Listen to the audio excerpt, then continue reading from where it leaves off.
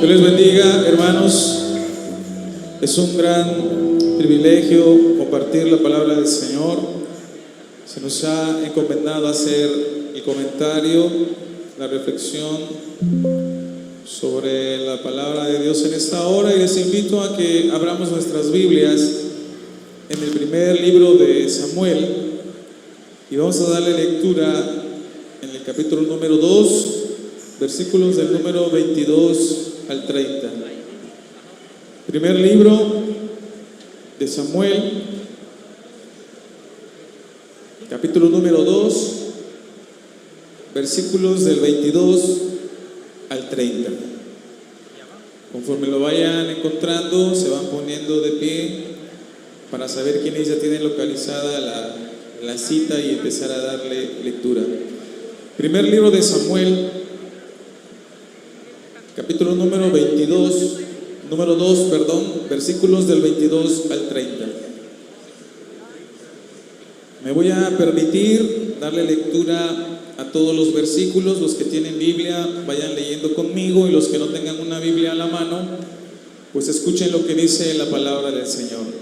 Dice así la palabra del Señor: pero Elí era muy viejo y oía de todo lo que sus hijos hacían con todo Israel, y cómo dormían con las mujeres que velaban a la puerta del tabernáculo de reunión. Y les dijo: ¿por qué hacéis cosas semejantes? Porque yo oigo de todo este pueblo vuestros malos procederes. No, hijos míos, porque no es buena fama la que yo oigo, pues hacéis pecar al pueblo de Jehová. Si pecar el hombre contra el hombre, los jueces le juzgarán. Mas si alguno pecare contra Jehová, ¿quién rogará por él? Pero ellos no oyeron la voz de su padre, porque Jehová había resuelto hacerlos morir. Y el joven Samuel iba creciendo y era acepto delante de Dios y delante de los hombres. Y vino un varón de Dios a Elí y le dijo: así ha dicho Jehová: ¿no me manifesté yo claramente a la casa de tu padre cuando estaban en Egipto, en casa de Faraón? Y yo le escogí por mi sacerdote entre todas las tribus de Israel, para que ofreciese sobre mi altar y quemase incienso y llevase efod delante de mí. Y di a la casa de tu padre todas las ofrendas de los hijos de Israel. ¿Por qué habéis hollado mis sacrificios y mis ofrendas que yo mandé ofrecer en el tabernáculo, y has honrado a tus hijos más que a mí, engordándoos de lo principal de todas las ofrendas de mi pueblo Israel? Por tanto, Jehová, el Dios de Israel, dice: yo había dicho que tu casa y la casa de tu padre andarían delante de mí perpetuamente.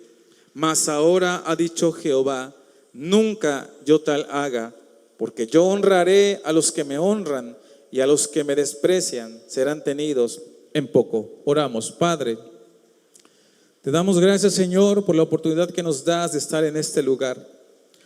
Gracias por la vida de mis hermanos jóvenes. Gracias por la vida de mis hermanos adultos que estamos aquí. Señor, que tu Espíritu Santo, que también es Dios, tome el control de la vida de todos los que estamos en este lugar. Tome nuestros pensamientos, tome nuestro corazón, tome nuestra mente, nuestra alma. Que Él tome lo que es tuyo y lo imparta en nuestro corazón, Señor. Que tu palabra quede sembrada en el corazón. Que tu palabra golpee la conciencia de todos los que estamos aquí y podamos ser conmocionados a través de ella para reivindicar nuestros malos caminos, para reivindicar nuestras malas decisiones, para entender lo que tú realmente quieres de nosotros, Señor. No vanos sacrificios, sino un corazón realmente entregado a ti, Señor. Ayúdame, Padre. Toma mis pensamientos, mi corazón, para que yo pueda expresar no lo que yo creo, Señor, sino lo que tu palabra dice y lo que tu palabra me hace sentir. En el nombre de Jesús te lo pido y te doy gracias. Amén. Pueden ocupar sus lugares, hermanos. Regularmente, hermanos, estamos en este lugar. Cuando un predicador se sube al altar o al púlpito en sus iglesias, él toma un tema y de repente ese tema tiene un porqué. Esta persona, ¿verdad? Pastor, predicador, nace en su corazón expresárselo al pueblo de Dios. A veces, ¿verdad?, el tema que el predicador sube a expresar es por un simple gusto personal, porque le parece interesante. Muchas veces el tema que el predicador viene a comentar es un tema a veces que está de moda, porque todo el mundo habla de ello, porque la corriente ideológica, espiritual, social te lo manda. A veces el tema que se sube a predicar en los púlpitos es que porque se considera que hay suficiente información de él y te obliga a hablar de él.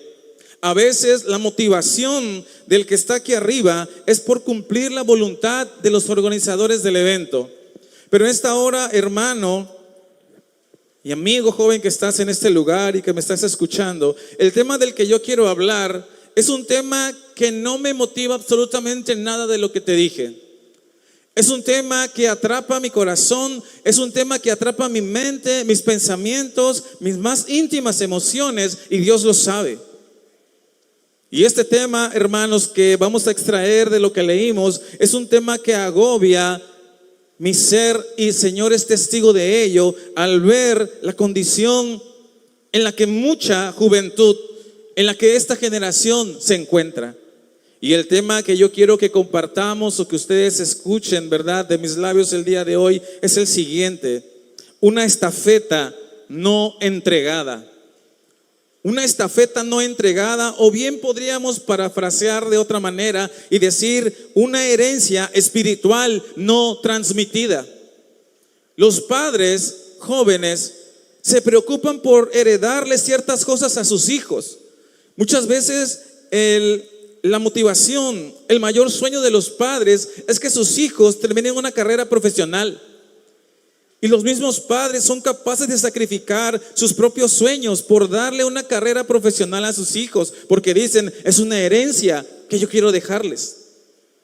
Hay padres de familia que se preocupan por dejarle cosas materiales, una casa, porque cuando yo no esté, ellos piensan, ¿dónde va a vivir mi hijo?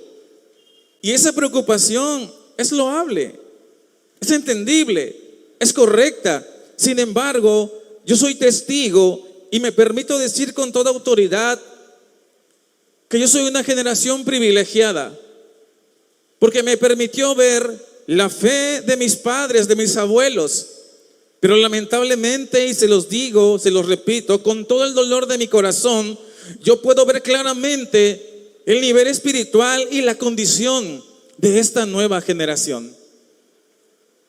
Y me hace declarar abiertamente que los padres cristianos, que los líderes, que los pastores se han preocupado por heredar cosas materiales, grandes iglesias, grandes instrumentos, grandes actividades, pero no se han preocupado por dejar una herencia realmente espiritual en esta generación. En los Juegos Olímpicos, se cuenta, de Londres en 2012, el equipo de atletismo femenil de Estados Unidos gozaba de una gran fama, pero se encontraban ante un reto muy interesante, que el grupo de Alemania, el grupo deportivo de Alemania, tenía el récord mundial de correr en la disciplina de 4x100 de relevos, y Alemania tenía el récord mundial de 31.7 segundos. Y Estados Unidos se enfrentaba a ese reto. Pero al llegar a su presentación, resulta que el equipo de Estados Unidos no solamente ganó la competencia en el equipo de relevos, sino que hizo un contundente destrozo del récord mundial a 40.82 segundos. Era impresionante. La dinámica, la facilidad, el entrenamiento y la entrega de la estafeta hizo que el grupo americano femenil lograra esta grande hazaña. Pero 4 años después, en las Olimpiadas del Río de Janeiro del 2016, en el segundo entrego de la estafeta, la atleta Allyson Felix cometió un error al entregar la estafeta a su compañera siguiente, Ingrid Gardner. La estafeta cayó y rodó, y los poseedores del récord mundial de hace 4 años, los favoritos, por un error en la entrega de la estafeta, quedaron en último lugar. y totalmente descalificados de las Olimpiadas. Y tomando en cuenta este ejemplo, es el tema que yo quiero expresar, que la estafeta espiritual de nuestros abuelos, de nuestros padres y de aquellas generaciones de hace 30, 40, 50 años no ha sido entregada de la manera correcta, y hoy estas generaciones estamos pagando las consecuencias. Estas generaciones reflejan que la estafeta y la herencia espiritual, definitivamente, amigo joven, aunque no lo reconozcas y aunque no lo entiendas, no está siendo entregada. Que nuestros padres espirituales y nuestros abuelos se están despidiendo de este mundo y se están llevando con ellos todas las experiencias, toda la espiritualidad, toda la entrega, toda la devoción, toda la compañía de Dios en sus vidas, y nos están dejando totalmente desarmados. La palabra que leímos es una historia bastante conocida. Y resulta que el profeta, el sacerdote Elí, venía de una dinastía de sacerdocio. Y leemos en la Biblia que Dios le dijo a Elí: yo elegí la casa de tu padre para sacerdocio eterno. Y quiero hacer un recuento bíblico acerca del linaje del sacerdocio de Elí. Elí provenía de uno de los hijos de la descendencia de Jacob, ustedes lo saben. Cuando Egipto era esclavo de Israel, Dios levanta dos caudillos, a Moisés y a Aarón, de la tribu de Leví. Desde ahí el Señor venía eligiendo y acorralando a este pueblo, a esta tribu, para ser sus sacerdotes. Jehová toma a Aarón siendo levita y lo consagra a un sacerdocio perpetuo, para siempre. Tú, le dijo, y tu familia y tus hijos me servirán en el sacerdocio. Comerán de la comida especial de los sacrificios. De esta manera la tribu total de Leví es elevada y elegida para servir a Jehová por todas sus generaciones. Aarón, siendo el primogénito del sacerdocio de la tribu de Elí, Aarón y esa generación de levitas palparon las maravillas de Dios al salir de Egipto. Aarón podía contar la experiencia que tuvo cuando su vara se convirtió en una serpiente, porque Dios así lo ordenó para liberar a Israel. Aarón tenía en su mente y fue testigo de la primera fila de todas las plagas que Jehová envió a los egipcios. Aarón podría explicarte claramente cómo se veía la columna de nube y la de fuego que acompañaba al pueblo de Israel en el desierto. Aarón se lo podía decir porque sus ojos lo palparon. Aarón y los levitas tenían grabada en su memoria lo que se sintió pasar en seco el mar Rojo, con la pared de agua de un lado y la pared de agua de otro. Aarón te lo podía contar.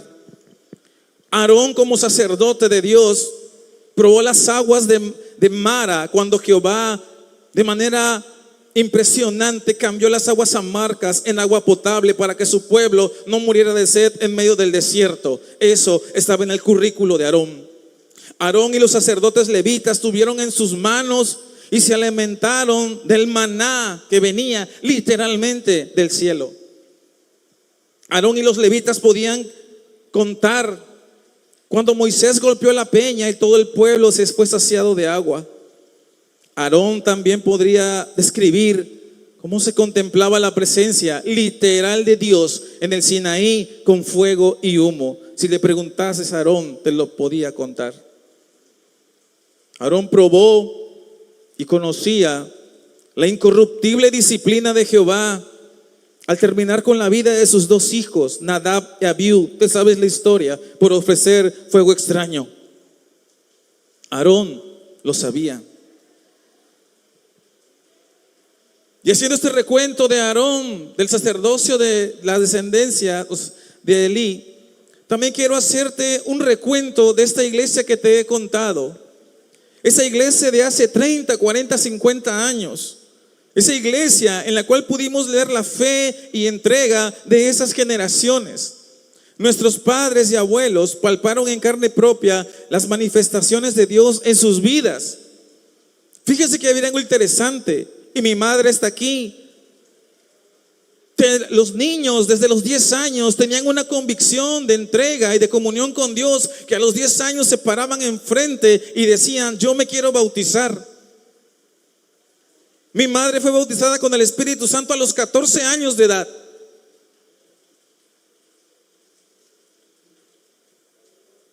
Llenos del Espíritu Santo, siendo adolescentes. Una iglesia que no se dejaba intimidar, que no se dejaba influenciar fácilmente por las modas impuestas por el mundo. Gente, escuchen, económicamente pobre, pero con un corazón desprendido para dar al necesitado.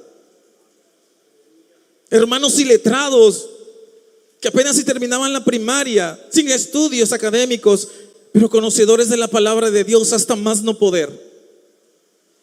Mi abuela, cuando se convirtió, no sabía leer, y cuando yo llegaba a verla, la veía en su casa deletreando, pero leía la Biblia todos los días. Hoy,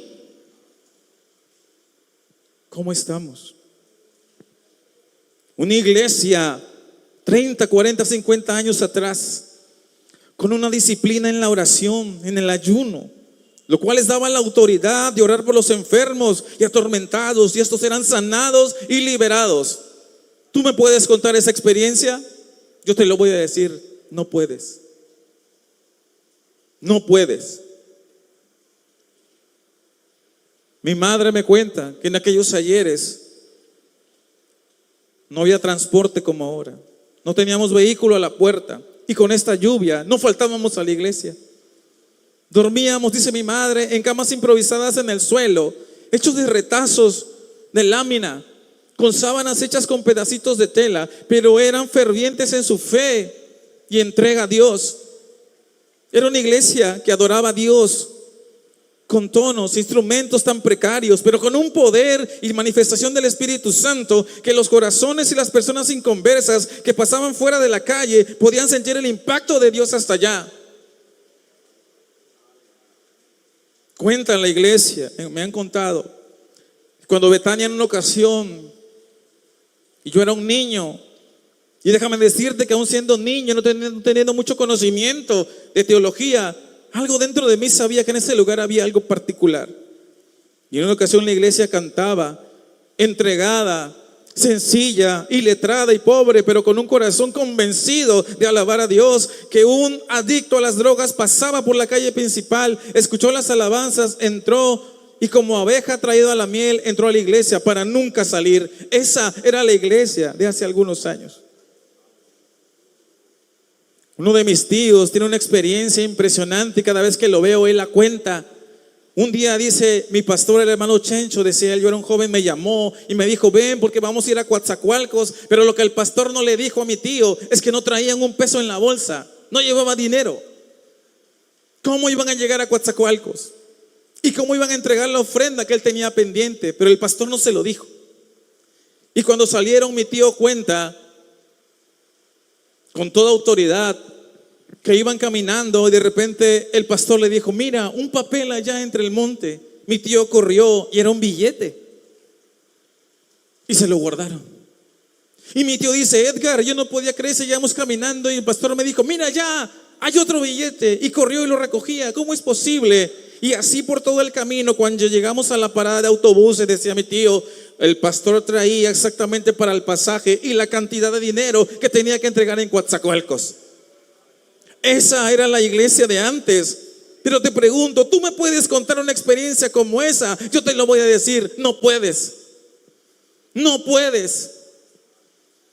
Pero no solamente es tu culpa, joven, también es la culpa de nuestros antecesores, porque no nos están entregando la estafeta, porque se la están quedando, porque se la están llevando a la tumba, y nos están dejando desarmados espiritualmente ante un mundo que se consume a la iglesia.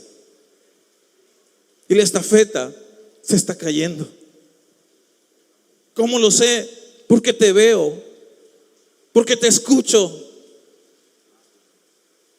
porque tu actitud delante de la iglesia de Dios es altamente clara, y me está diciendo que la estafeta está en el suelo y que la herencia espiritual, esos hombres se la están llevando a la tumba con ellos.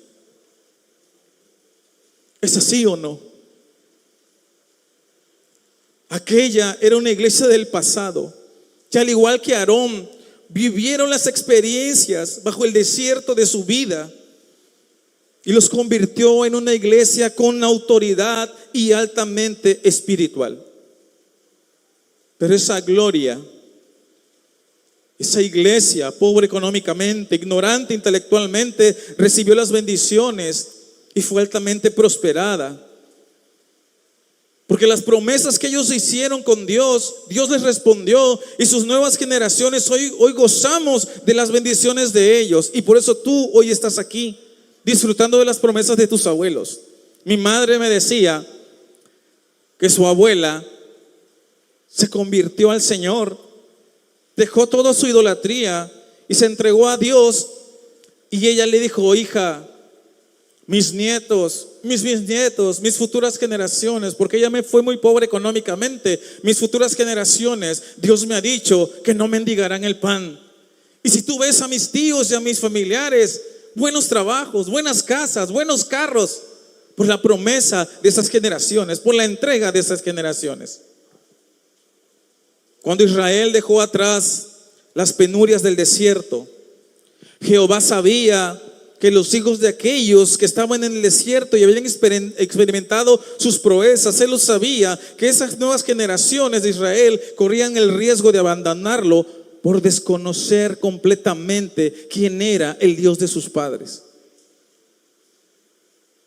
Y como el Señor lo sabía, deja ordenanzas claras a las generaciones pasadas y les dice, está en Deuteronomio 4:9, por tanto les dijo: guárdate y guarda tu alma con diligencia, para que no te olvides de las cosas que tus ojos han visto, ni se aparte tu corazón de todos los días de tu vida.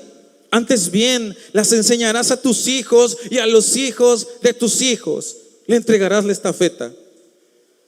Y sigue diciendo en Deuteronomio 6:7, y estas palabras que yo te mando hoy, decía Jehová, estarán en tu corazón, y las repetirás a tus hijos. Te hablarás de ellas estando en tu casa y andando por el camino, y al acostarte y cuando te levantes. Pero hoy podemos ver todo lo que el Señor les entregó a ellos. Josué y los 2 espías del Jordán. Cuando Josué pasa el Jordán y están en la tierra, ¿verdad?, prometida, los espías dijeron que era una tierra mala y Dios los sentenció. Sin embargo, cuando pasa el pueblo de Israel, el Señor le dice: tomarás 12 piedras. Y se los cuento, hermanos, nada más como una anécdota, porque sé que muchos de ustedes lo conocen. Y saliendo del Jordán, erigieron las piedras, y el Señor le dijo que esas piedras serían señal entre vosotros. Y cuando vuestros hijos pregunten a sus padres: papá, mamá, ¿qué significan esas 12 piedras ahí?, les responderéis que las aguas del Jordán fueron divididas delante del arca del pacto de Jehová. Cuando ella pasó el Jordán, las aguas del Jordán se dividieron, y estas piedras servirán de monumento conmemorativo a los hijos de Israel para siempre. Joven que estás aquí, hoy ves a tu anciano pastor, a tu abuela, a tu madre, y lo menosprecias porque no sabe manejar tecnología, pero déjame decirte que ellos vivieron experiencias especiales que tú ni siquiera podrías imaginar. Pero como el pueblo de Israel, la generación de la experiencia, la generación del desierto, la generación que vivió las maravillas de Dios, desapareció y fue reunida con sus padres. Dice Josué 2:10, y toda aquella generación fue reunida a sus padres. Y se levantó después de ellos otra generación que no conocía a Jehová ni la obra que él había hecho por Israel. La estafeta espiritual a esa generación no fue entregada. Y el sacerdocio de los antecedentes de Elí, de Aarón, y llegamos hasta la porción que acabamos de leer. Israel ya asentado en la tierra prometida. en un tabernáculo ya no de tiendas movibles, sino un poco más estable y más fijo, aparece en escena Elí y sus hijos, de esa dinastía sacerdotal. Elí, dice la palabra del Señor que leímos, sabía todo el pecado que sus hijos, pero no era tajante en sus acciones como ellos. Padre, ¿se te hace conocido? Pastor, ¿te suena? Menospreciaban los hijos de Elí los sacrificios de Jehová. Llega a un culto, ve las actividades y te vas a dar cuenta que la historia de Elí y sus hijos no está muy distante de lo que estamos viviendo el día de hoy. Y no me refiero a vistas para otro lado, y no me refiero a gente viendo celulares, me refiero a jóvenes con un corazón que físicamente están aquí, pero su convicción, su alma, su anhelo por Dios está a kilómetros de distancia de aquí. Los hijos de Elí vivían de una manera corrompida y perversa bajo la misma presencia de Dios. Dios estaba ahí mismo, y se acostaban con las jóvenes, robaban de las ofrendas. También me suena muy conocido, también me suena muy familiar. Deshonraban el privilegio de ser gente elegida para estar cerca de Jehová. Obviamente no consideraban ni tenían presente las maravillas que Dios se había hecho con sus generaciones anteriores. Y tenían en poco el pacto perpetuo que el Señor había hecho en sus generaciones pasadas.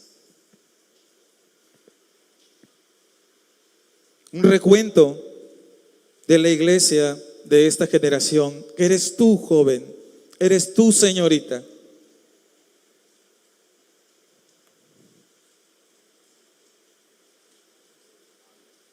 Es claro que las enseñanzas experimentadas por nuestros padres, por nuestros abuelos, por esos pastores, no está siendo transmitida a esta generación.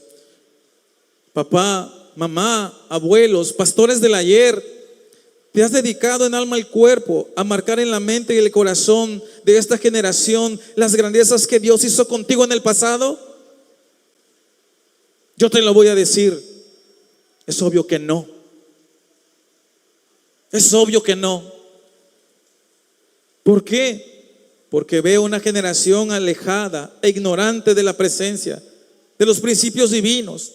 Veo una generación más preocupada por su apariencia física que por su hermosura del alma. Veo una generación corrompida en pecado y padres que callan. Veo una generación irreverente a la palabra y presencia de Dios. Veo una generación que menosprecia la autoridad de la iglesia y los pastores. Veo una generación más preparada académicamente, es cierto, pero totalmente ignorantes de las escrituras. Veo una generación encumbrada en lo económico, más preparada que nunca, pero es la más insensible a las necesidades de su prójimo.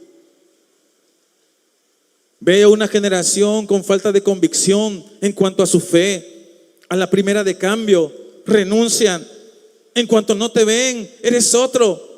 Y la apariencia que tienes aquí de piedad no tiene nada que ver con lo que eres allá donde nadie te ve. Veo una generación que no ha recibido la estafeta espiritual. No la veo. No la veo.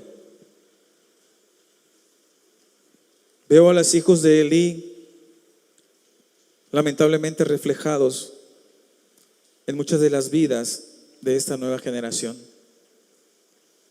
¿Y cuál es el peligro? ¿Y qué tiene que ver, Edgar?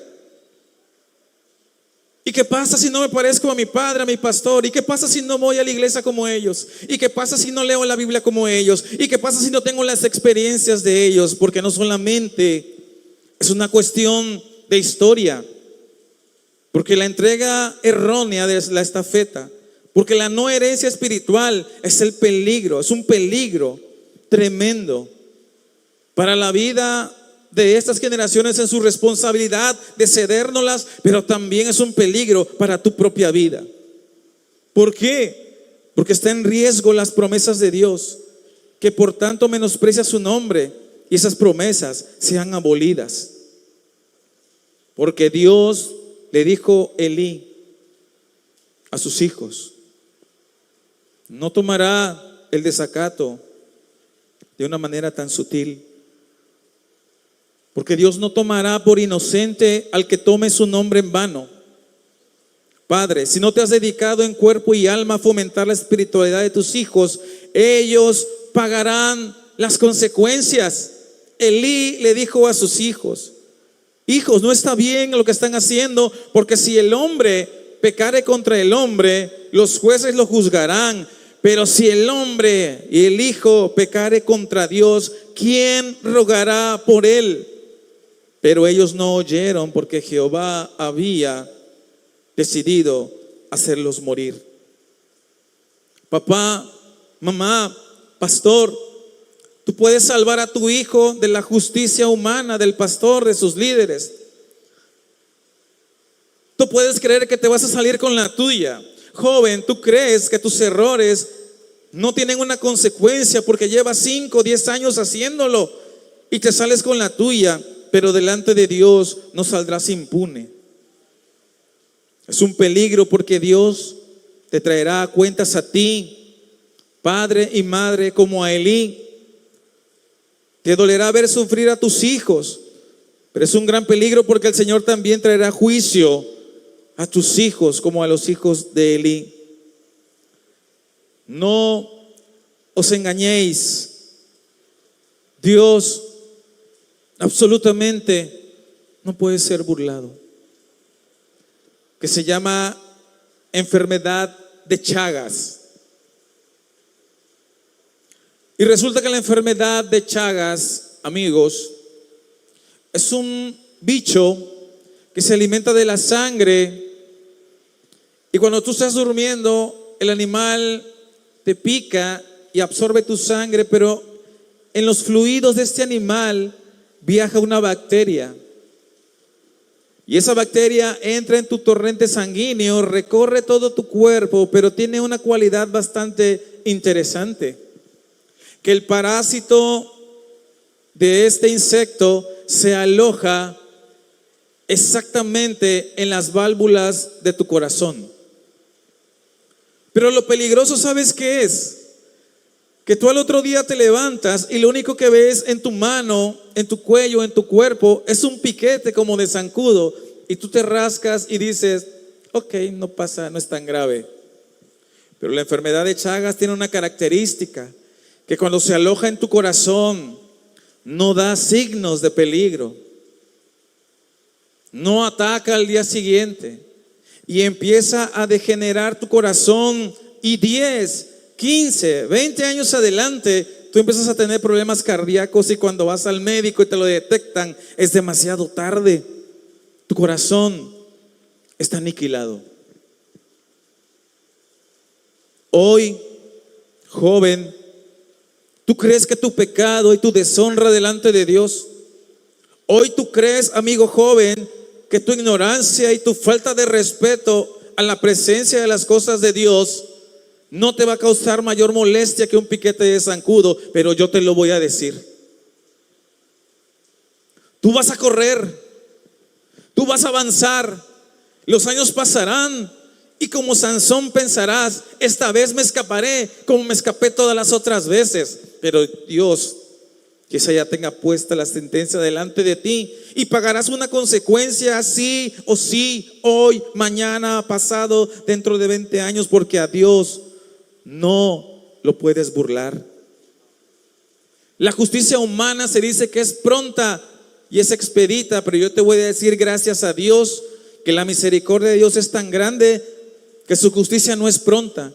Porque si Dios nos enjuiciara por todos nuestros pecados, muchos de los que estamos aquí no estarías tan completo como estás, no estarías tan contento como estás, no tendrías las condiciones materiales como estás, si Dios nos enjuiciara. Porque la misericordia de Dios y su justicia es infinita y es grande.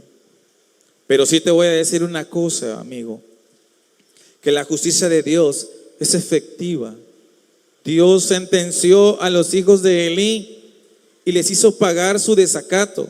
Y cuando Dios atrapa, ¿verdad?, a la persona que vive bajo su sentencia, no te podrás escapar. Papá, mamá, cuando Dios atrape a tu hijo y le haga beber el cáliz de su deshonra, tú vendrás y llorarás.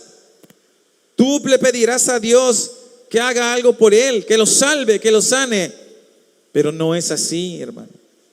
Nosotros como hijos tendremos que enfrentarnos directamente a la justicia de Dios.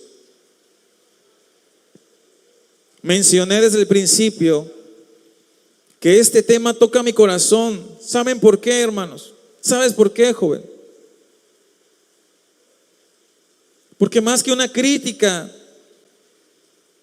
hacia esta generación, hacia las generaciones antiguas, literalmente, te lo digo delante de Dios, es un grito de desesperación al ver el colapso en el que tu vida se encuentra, al ver que te diriges a un fracaso emocional, material, espiritual, y nadie te detiene, ni tus padres que dicen que te aman.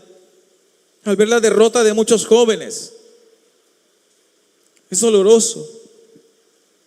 Cuando los ves fracasados en sus relaciones personales, cuando los ves fracasados en sus relaciones familiares, cuando los ves pagando las consecuencias en su propio cuerpo, los ves sufrir, los ves llorar y dices, ¿por qué? Porque esas generaciones que experimentaron la presencia viva de Dios no te están entregando la estafeta de la presencia de Dios en tu vida.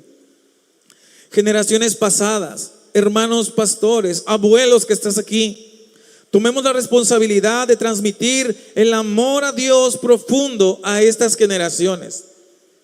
Generación presente, jóvenes que estás aquí, no menosprecies la enseñanza de tus padres y pastores, porque ellas te salvarán la vida. Escucha, no te sientas orgulloso de que te sales con la tuya. No te sientas orgulloso de que has cometido pecados y no se te ha disciplinado. No te sientas orgulloso. Padre, abre los ojos, mira el pecado, la falla, la deshonra de tu hijo, porque si no, entonces pagaremos las consecuencias de nuestra irreverencia delante de Dios. Vamos a ponernos de pie y vamos a decirle, Señor, ayúdanos, perdónanos. Padre, te damos gracias en esta hora por tu amor, por tu misericordia. Tú, Señor, Espíritu Santo que escudriña los corazones, tú realmente sabes la condición de todos los que estamos en este lugar. Tú desnudas, Señor, nuestra alma, y delante de ti no hay ornamento que pueda ser escudo a la condición de nuestro ser. Conoces la intención de todos los corazones que estamos aquí. Conoces también dolorosamente cómo algunas generaciones pasadas han caído en el juego, Señor, de retener todas las experiencias, de disciplinar, de enseñar, de aconsejar, de ver cómo estas nuevas generaciones muchas veces se dirigen a una catástrofe espiritual y no estamos haciendo nada. Espíritu Santo de Dios, tú buscas corazones y vidas de jóvenes para hacer la diferencia en la escuela, en la calle, en sus hogares, en la iglesia, que lleven una vida espiritual realmente fructífera, real y no superficial. Jóvenes que realmente quieren hacer un compromiso contigo, Padre, pero ellos no pueden dar simplemente lo que no tienen. Señor, yo te pido en esta hora que tu palabra no quede en saco roto y que tu Espíritu Santo pueda ubicar esos corazones que reciban tu consejo y puedan decidir que quieren ser una generación diferente, que quieran ser instrumentos usados para ti en la prédica, en la alabanza, en sus iglesias. Jóvenes de bendición, que sean la diferencia, Señor, pero no solamente por la manera de vestir, por cargar una Biblia bajo el brazo, sino que tu presencia manifiesta y real camine en cada uno de ellos, Señor. Ayúdanos, Padre, enséñanos, guárdanos y perdona, Señor, si hemos descuidado esta herencia espiritual. En el nombre de Jesús. he pecado, Señor. Reconozco mi error. Te ruego me perdones por tu grande bondad. Ayúdame a vencer al enemigo cruel que busca por doquier hacernos tropezar. Tú la ayuda me darás y de tu infinita paz quiero seguir tu camino sin ofenderte jamás. Quiero seguir tu camino sin ofenderte jamás.